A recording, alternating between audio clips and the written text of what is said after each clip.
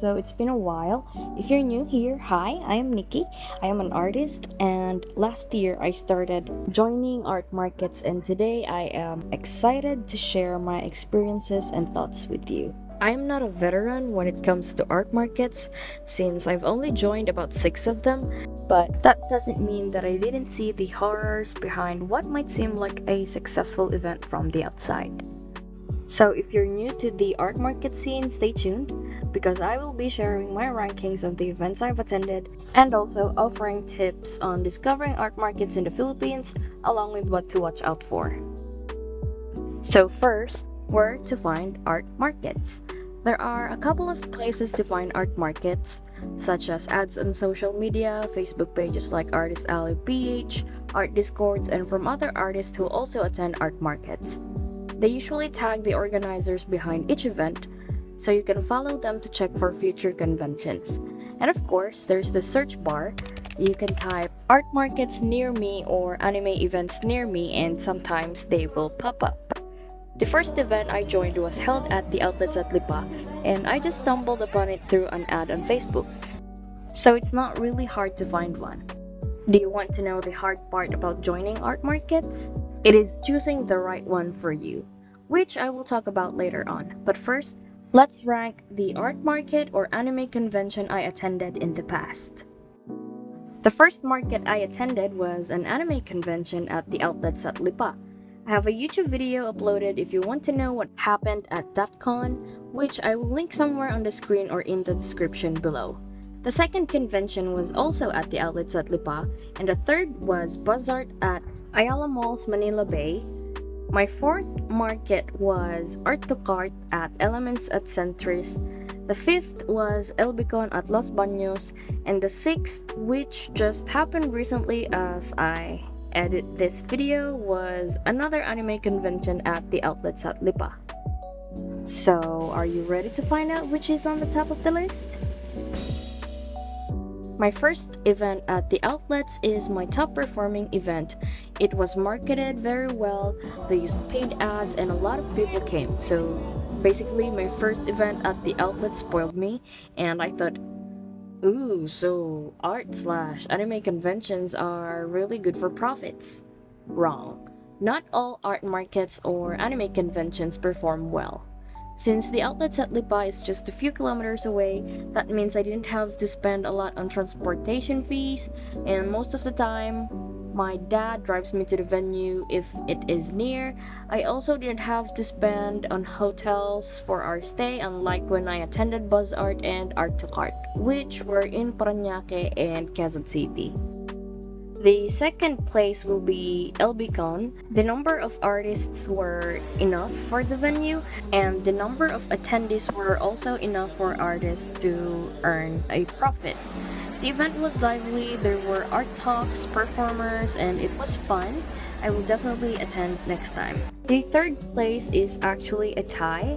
It is my second and third events at the outlets. But it was good, but not the best compared to the first. I think they did not market it enough this time, and there were fewer people, but I'm still glad to make a profit. And what I love about this event is seeing my favorite characters and the interactions with them. The fourth place will be Buzz Art. Buzz Art is actually good if we didn't have to spend on a hotel for our stay and also for the travel expenses. I barely broke even, or maybe I didn't, but it's not their fault that I live far from the venue, so always consider where the convention will take place or where the art market will take place. There were at least 10 to 20 artists, or even more, I think, and the attendees were mostly cosplayers and mall goers, so I think sales would be better if we were also placed on the ground floor. We were on the third floor, if I remember correctly.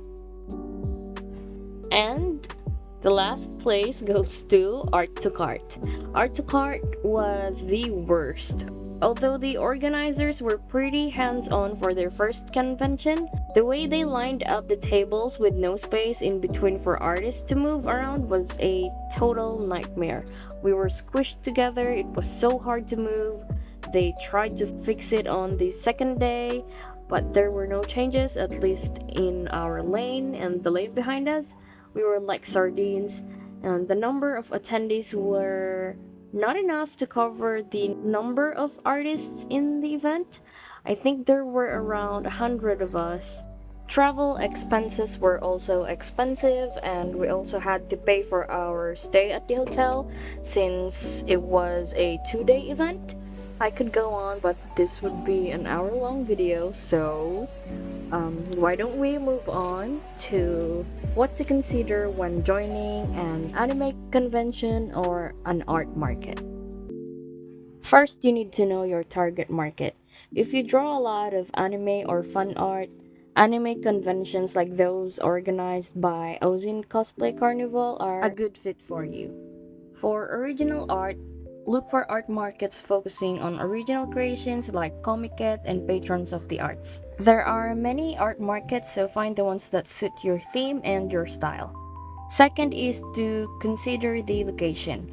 I live in Batangas, so events in Manila involve high travel expenses, hotel stays for multi-day events, and also food expenses.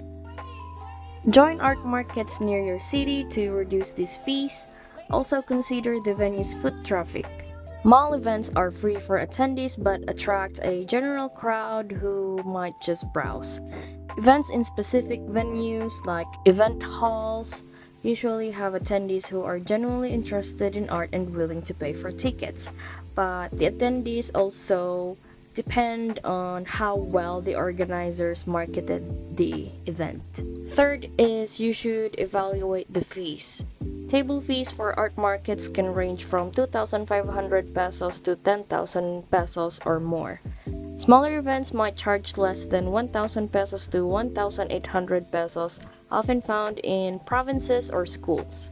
LBCon, for example, offers cheaper tables and even refunded table fees after the event, but they took a small percentage of our earnings.